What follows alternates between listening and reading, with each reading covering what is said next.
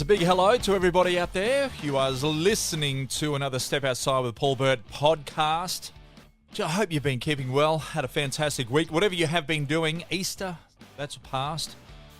Geez, you'll be able to blink, it'll be back on us again. Hey, we're talking today to our friendly fisherman, Peter Johnson. PJ, as he's more affectionately known. Good morning to you, PJ. G'day, Paul. How are you going? Yeah, I'm very well, thank you, mate. Thanks for your time and talking to us and to our listeners because, mate, you're a knowledgeable bloke when it comes to many things abroad and, of course, when it comes to fishing as well. You're an ambassador to the Alvey brand and also you've been there and done a lot of things when it comes to Australian fishing line classes and also to presidents of New South Wales Angling Society. So, mate, you've been around the traps a bit, so I do like to pick your brain when it comes to targeting specific species. And today I'd like to be talking to you about the drummer and also the luderick. As we get into the cooler months of the year, these fish start to really take off, Pete. Yeah, no, it's winter months will see us, I guess you'd say with earnest, chasing the luderick, and off the rocks I'll be chasing the rock blackfish or the black drummer, aka pigs, and also their cousins, the luderick. They're both from the same family, the Gyrella family. One's a Gyrella tricuspidata, and the rock blackfish, he's the Gyrella elevata. Although we often call him gorilla elevata because it's a stand-up, knock-down battle when you're fishing for drummer. Mate, they're one of the toughest fish to catch off the rocks, the pigfish, and you do need to not only have your safety awareness around those platforms of rock or cliff fishing, but also your terminal tackle. I mean, mate, let's start with the terminal tackle. What is it that drummer eat? What are pigfish? What's their favourite food for someone wanting to go and get them? Yeah, let's look at them. Generally, they'll eat cabbage. So they're quite often encountered when you're fishing for luderick. The drummer, black drummer, rock blackfish, pigs, whatever you want to call them, they get the nickname pigs because their stomachs are always full. They're swollen. They're eating as much as they can. Sounds like me. They're suckers for a bread burley, but their natural diet consists of cunji void. It's been smashed off the rocks. The green cabbage and weed that's found on the ocean rocks. But you'll also catch them on peeled prawns. Royal reds or banana prawns are a really good bait for them. And they love a bread or a dough bait. So a couple of guys I know specifically target them under small bobby corks with bread or dough baits.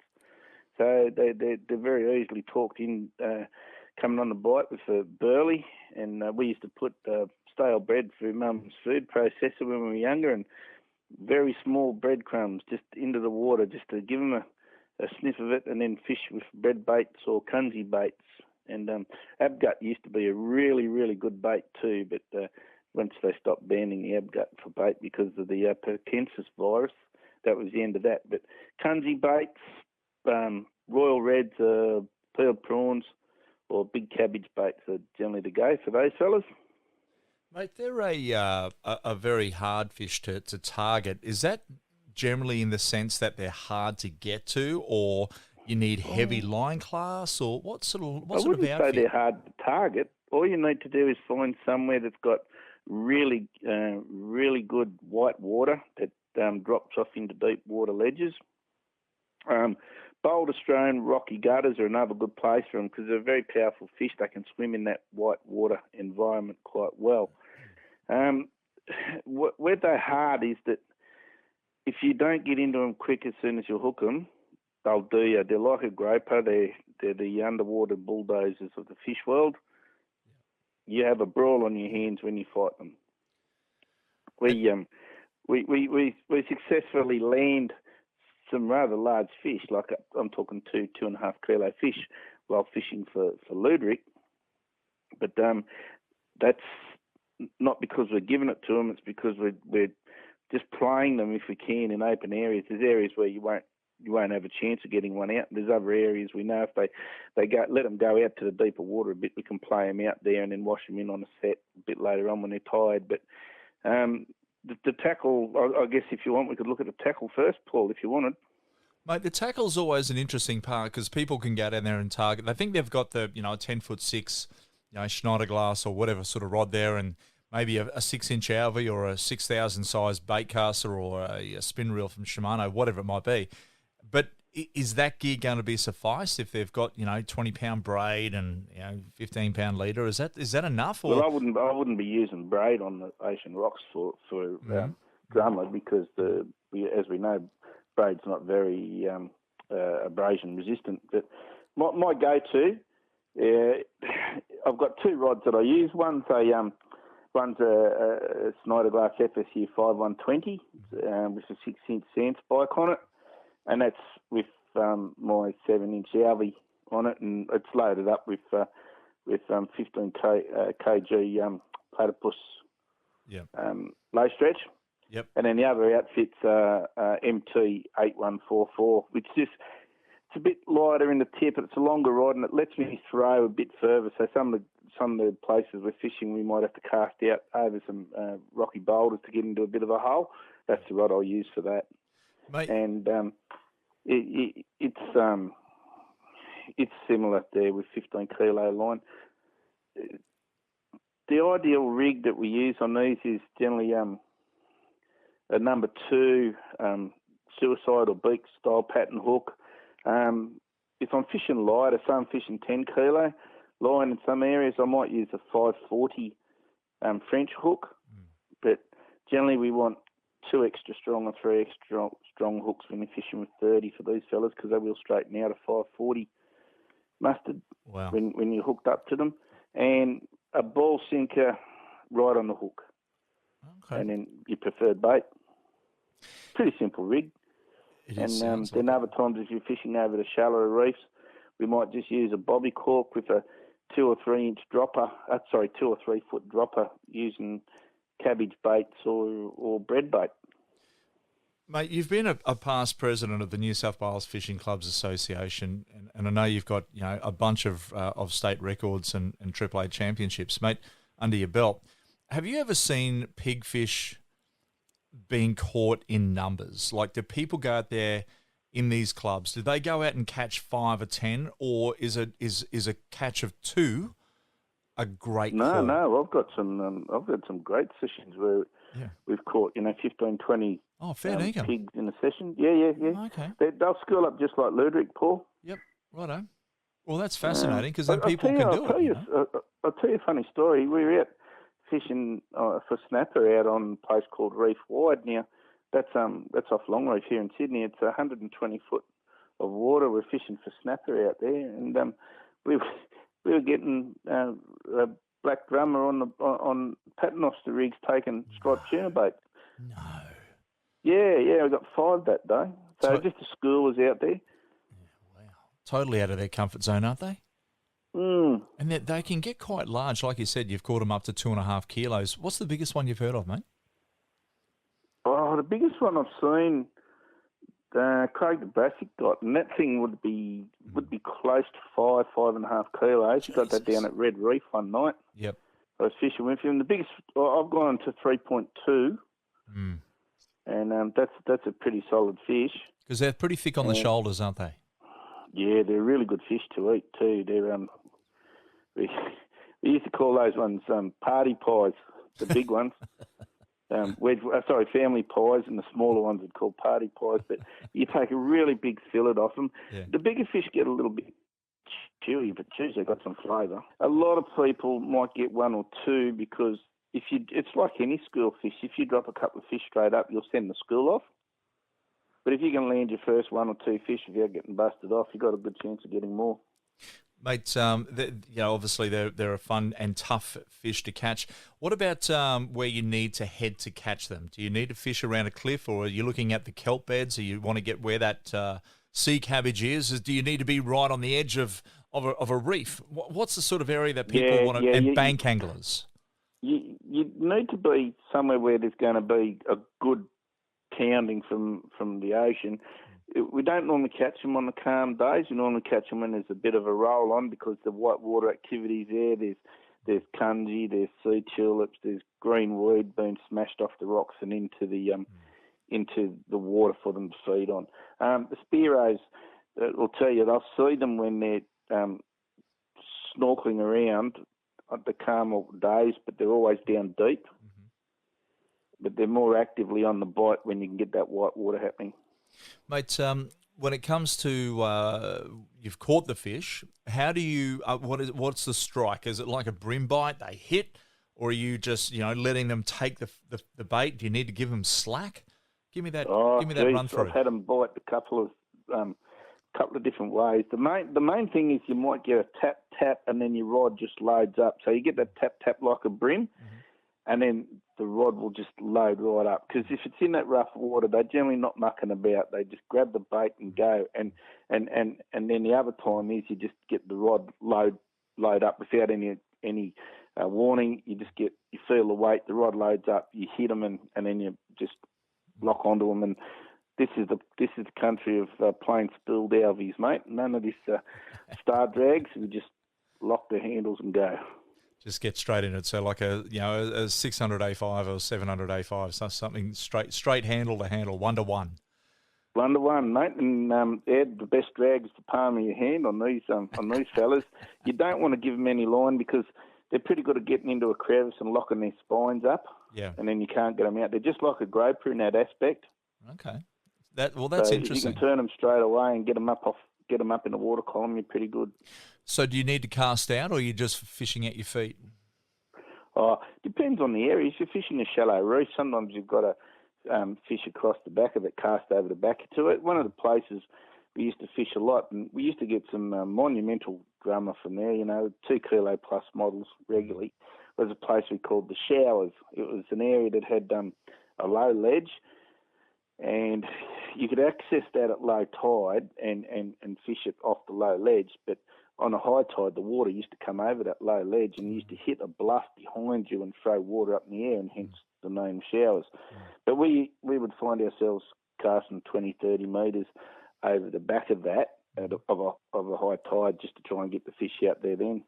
Mate, what sort of recommendations do you put for people in that situation? What do they need to look out for when they're rock fishing? Because, as you know as well as I do, that rock fishing claims more lives than any other recreational sport in the country. Well, I know I had you in stitches last time we talked about rock fishing and having a plan B, but I'll say it again. If you take your eyes off the water and you don't watch how that area is working for 20 minutes or half an hour before you go fishing, you're going to have some trouble. If you want to walk across the road without looking left or right, on your hands and knees, you're going to get hit by a bus sooner or later, Yeah, that's it. So always pay attention to the water. In my mind, there's no freak waves out there, right? Freak wave. What's freakish about a wave happening 10,000 kilometres and rolling across the ocean until it hits the shore? That's not a freakish wave. No. Sometimes you'll get one wave double up on another, but if you're watching, you can see what's coming. Yeah. That's a valid but point. In any rock fishing, whether it's, and as I mentioned before, when you're fishing for luderick, a lot of luderick fishermen get taken off the rocks because their eyes is focusing on the float. A lot of the time, they're not getting the second eye facing out to the ocean to see what's coming. Mate, you've been a commercial line trap fisher, trapper and line fisher in your past. Mate, are these fish easy commercial grade fish as well, or just more for recreation? Well, yeah, it's funny you say that because some of the places I used to put my lobster traps in, the weedy crevices right in close to shore, I used to get a few drummer out of them. Oh, okay. Every year, and then the slope, the closer sloping rocks, the rock shelves. I used to have a few brim traps. I used to get a few drummer in there too. So they do go in a trap. Yeah, well, mate. Having said that, they'll turn up anywhere. Like I said, out there at Reef Wide, 120 foot of water there one day. We got 5 of them. Yeah. But I've caught them everywhere from down on the New South Wales Victorian border, up as far north as Hat Head. Okay. I've caught some monsters up at Hat Head actually. I'm fishing for brim in the wash with pink nippers or bass yabbies, whatever you want to call them. Yeah, okay. They're quite partial to taking them too. Mate, obviously a good fish. Do you need to bleed them when you catch them? I like every good fish. If you can keep them alive and then bleed them straight away, yeah. But if you can't keep them swimming keeping it in a large pool, then you're better off bleeding them. Mate, I appreciate your help in the pigfish or the drummer, and giving people some guidance into catching them. Talk to me about Luterick fishing. Now, as a youngster growing up, I always thought Luterick were for older blokes, 70-year-old, retired, and you had to have a walking cane to catch a Luterick. Well, I'm nearly there, Paul. So I think the description pretty good. Mate, no disrespect, but my brother Dougie. Doug would talk to me about going to catch Luterick off the old Grand Jetty at Labrador back in the day, or the third jetty on Marine Parade. I'm talking 40 years ago, and we'd go there and the trawlers would be tied up, and he showed me about the excitement of targeting Luterick because this particular blackfish is a fantastic fish to catch, quite tasty on the table as well, but there's an art to it. Now, I know you've got the art down pat. Mate, give me your inside knowledge when targeting Luterick. And first things I want to target and cross over is the fishing gear. Okay, well, let's break it up into two: estuarine fishing and rock fishing. So while we're talking about drummer, we'll stay on the rocks and talk about Luterick, okay? Yeah, cool. Uh-huh. So ideally I'm looking for a rock shelf that's covered in green weed, the cabbage, the broadleaf cabbage weed that you see. If you can find that, or you can find the long horsehair weed or silk strand weed that is commonly used in the estuaries, that also grows on ocean rocks. They're the areas you want to target because generally there's white water that comes off that shelf and drags it back into deeper water. Now, you may be fishing a running float or a fixed float. Me, off the ocean rocks, I prefer to use a fixed float because when you're fishing, 12 or 13, 14 foot deep, it's got a lot of sink in it, it takes a while to get your bait down. So I don't want it minimising through a float that's running. Yeah. So with a 12-foot rod, I can generally get away with fishing 12 foot deep fixed and 12 foot and lower. If it's any deeper than that, and it's very, very rare off an ocean rock, I have to fish deeper than 12 foot, then you'll go to a running float. But just knowing the drift means you've got to have a couple of different floats. Sometimes you want a float that will stay in the water and move slowly through the drift, and that means it's going to be pre-weighted, and then you just have enough lead on your line to get your bait down. And other times you don't want as much weight on the stem of the float. You want to get your bait down quicker in the rougher water. And the weight we're talking about are split shot sinkers.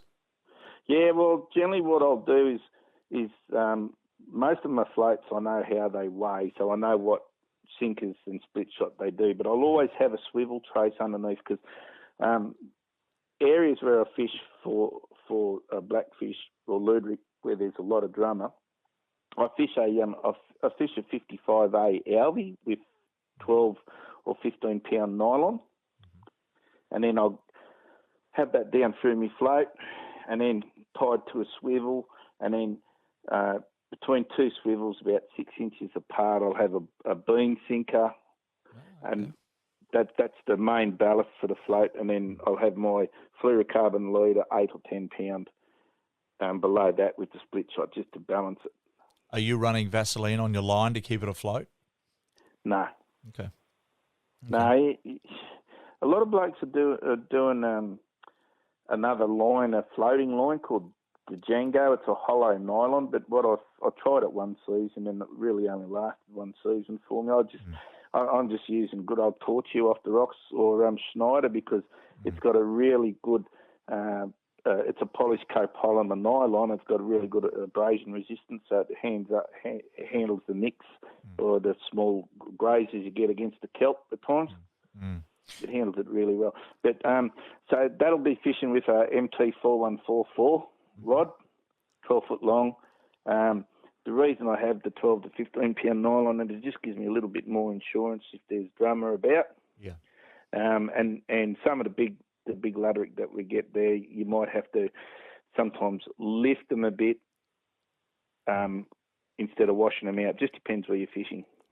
You ever had a mulloway eat your Luderick while you're pulling him in? I've had a kingfish knock it 3 foot sideways.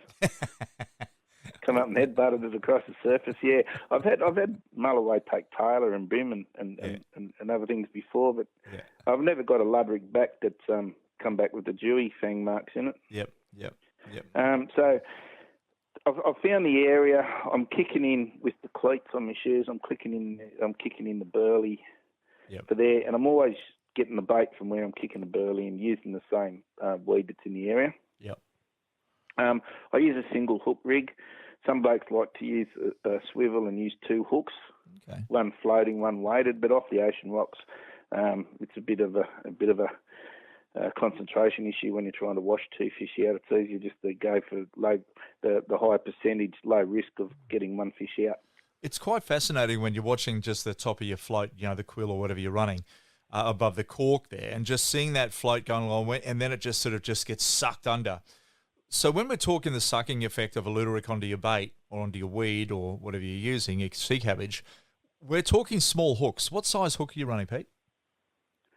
Well, the smallest I use is a size 6, Paul, green schneck, mustard snacks, and a size 6, because if you get an 800 gram Luderick, that's a good fish. That's a solid fish in anyone's language.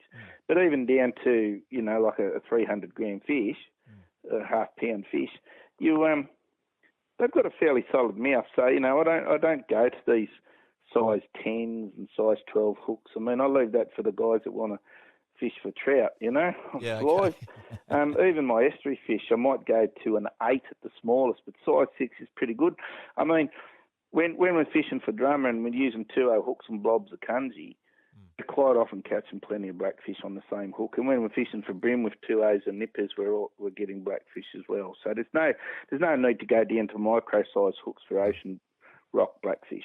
It's funny you mentioned that about the nippers or the yabbies that a lot of people use as well for just fishing off the rocks in general, whether it's for tar wine or brim or whatever.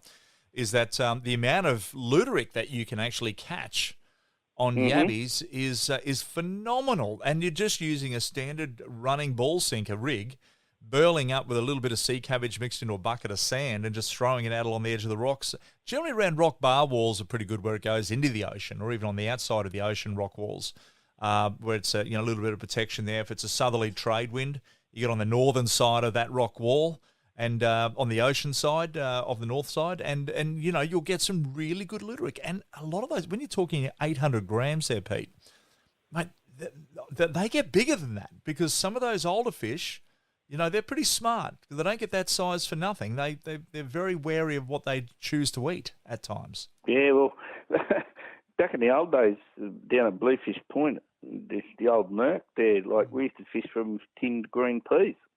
Is that right? Yeah, or frozen green peas, and we used to put 1 or 2 on a 1-0 hook, and just what we used to call pussyfooting, Paul. It's just you fish a leader, no float, and just a tiny ball sinker, like a 00 ball sinker, right on your hook, and 1 or 2 green, and you just toss it in and just feel it, boom, hook him. Do you put a couple of peas on or just one? Yeah, a couple of peas. Yeah. Okay, just hide the shank of the hook. Unreal. Yep. That's good. Yeah, but I've caught them on beach worms, fishing up at Southwest Rocks, fishing off the beach in close to the junction of the sand and the beach, fishing for brim and whiting. I've caught blackfish on beach worm, caught them on pippies. I even caught a couple on gang hooks and pilchards. So they will take a lot of things. And for people down the south coast, a lot of the locals may know, down in the Shoalhaven River, August, September, there's times when you won't catch them unless you're using squirt worms. Is that right? Because obviously that's what's running that time of the year. Yeah, I don't know if they're spawning or not, but the squirt worms, if you haven't got them, you're not going to catch them. They won't look at the greenweed. And other times, in other places, I know Narrabeen Lake, when we get them, sometimes we can only catch them on brown weed. They won't look at the green weed, they'll look at brown weed. And you'd probably remember this because there used to be a prawn cannery on the river at Tweed Heads. Right. And they used to pump their offal in the river. And the best bait for blackfish there was prawn heads. I know exactly where you're talking. Was that I think it was Markwell's, if I'm correct. Yes, there you go. Yep. That's right. It used to be just near the Tweed Marina where I used to keep my boat. Great little processing plant there, of course. And, mate, look, when it comes to the estuary side of Luteric fishing, or, blackfish, is that I know I love to use the blackweed that you find in the sugarcane drains. You ever use that stuff? Don't have many sugarcane drains here in Sydney, Paul. Mate, it's a damn shame because I'm in Queensland. No, that's what we call that brown horsehair because it's coarse. Yes, it is very coarse, and you get it when you break those drains. You also get it in the back lakes up towards Maclean. We get them in golf courses as well too, yeah. Right. Well, the blackfish love it, but we used to, when my brother taught me how to catch these particular fish, is we would go into the freshwater ponds, and you'd look for the green weed, and you'd have to have snails in it. If you found snails in that green moss, you were in the money, and it stank. But, it was off, but you'd wrap it up in some damp newspaper, and it would keep for a while, and, you'd get out there and you'd set your float weight up, and like you said, it's all about the float, and you could get your float weighted perfectly and just, wrap the weed around the hook, and then have a nice little, like a goatee beard hanging below the shank. Yeah, little tail. That's it. Yep, and you just throw it, just flick it out there and watch that float, and when it hit the top end, we'd use tie wool to the top, and as that float would go along, you get it right on the edge of the rocks or maybe a pontoon or a jetty or something, and it would just sort of just bob, and then down she'd go. When you go to strike, Pete, do you strike vertically or horizontally with your rod? It's funny. It's normally I tend to lift 45 degrees, and it's normally from down left to high right, because that's, if I'm fishing off the boat or the shore, that's just my natural reaction. Yeah. But I generally try and strike in the direction of away from which the float was going. So if it's drifting from left to right, then I'll be striking from right to left because that was the drift. Of course, yeah, yep. But another thing, sometimes the blackfish or the luteric get really finicky, and they take the bait on the rise. So sometimes your float will sit up higher in the water and lay over a bit. Right. Hit it. Because what he's done, he's swimming up and he's taken the weight of that shot. So there's no tightness in the line between the shot and the bottom of the float, so the float's standing up. Do you know another fish that does that is the tragline Jew out on the reef? Is you'll get those trag Jews all sort of I guess lined up, all stacked up, and they hit your weight. You're using a paternoster rig, and they hit your weight or your bait, and instantly you've got less weight on your hook. So you've got to wind, and normally back in those days, we're running a 925 C52 Alvey, just a deep water snapper rod and reel, or a 725. And as you'd have to spin the reel and strike to get your double hook up, and you would get double hook up because these things are stacked up. But I didn't realise Luteric did the same thing, that they had actually lift the float up. Yeah, they can be really, really fussy like that at times. But unreal. There's a place I fish where you're fishing a rod length and a half. You're fishing 18 foot. So this is where you have to have running floats. Yeah. And therefore, to get your bait down, you need probably not as big as, and it's not as big as an ocean rock float, but it's still a fairly decent body because it's got to support a fair bit of lead to get your bait down there quick. Yeah, of course. And you're throwing in your chopped weed and sand and breadcrumb mixture to burley on, and you do the drift. And one of the places I fish, and I just noticed this morning that the fella got a really good bag of blackfish there this morning.